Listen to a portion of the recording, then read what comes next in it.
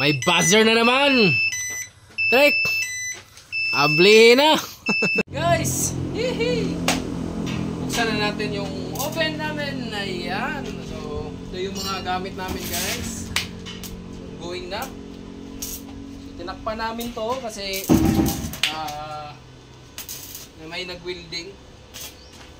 So, ito yung oven ko na binili direct factory at pina-customize ko yung oven na to. Ayan, so ang kasamaang palad lang guys ay nadali. May tama yung oven vent sa gilid at saka sa ilalim. Meron. Papaganahin namin ngayon.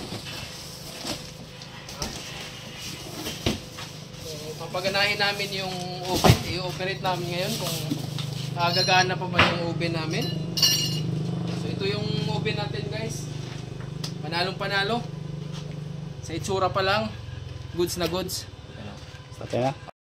Ayan guys, sa itsura pa lang, panalong panalo. Talaga yung itsura niya guys. Yung oven na to ay direct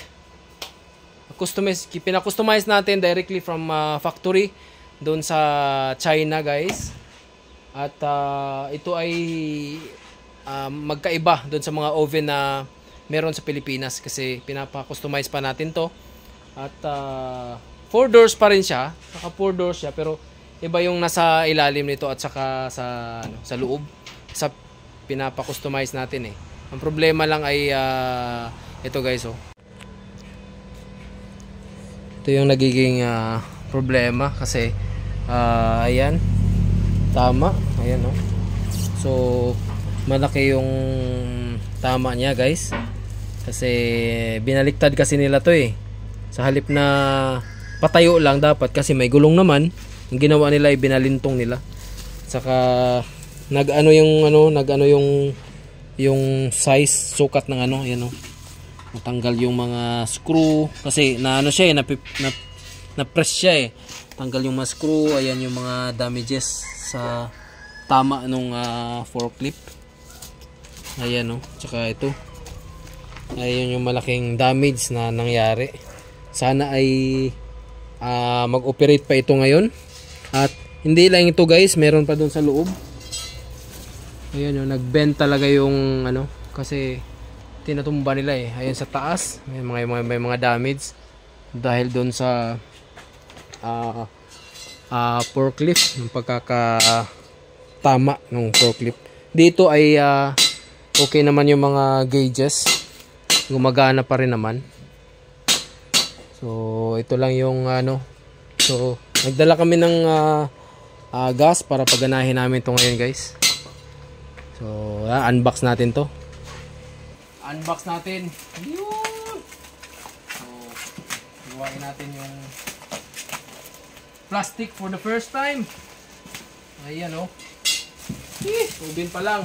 Sa oven pa lang guys. Malaking investment na. So first time natin buksan yung kung anong meron nito. Yun. Parang lawak sa loob. Taas. Ayan. Malawak. Lahat ng kwarto malawak. So ito muna. Sarado natin itong mga to. Ayan oh. Nag-bend talaga yung sa ilalim oh. Nag-bend talaga. Parang may mga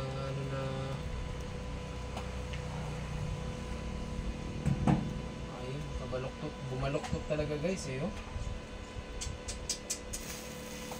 Bumaloktot talaga pati ilalim eh. Ayan oh. Bumaloktot talaga. Hingangat oh. Ha? Hingangat ang sahog pikas. Wala naman sa mga angat o nga naraga dun si Jack. Wala, angat kayo na nalukot man. Talaga yung sinabi ko guys kasi nga pinipersan nila eh. Sanda ng hindi ito yung mga handle niya.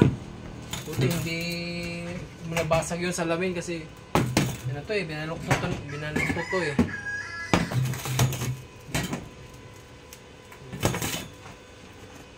Ito yung sila naman sila pataban nga kuan. Burner. Oo, kanang kuan kasi nga nang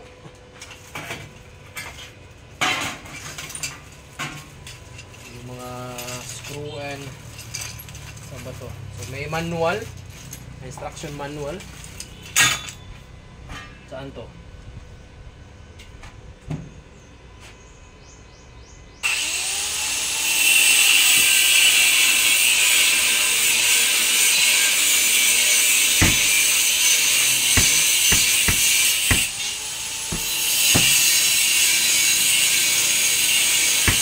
Talaga. Sige, stop sa.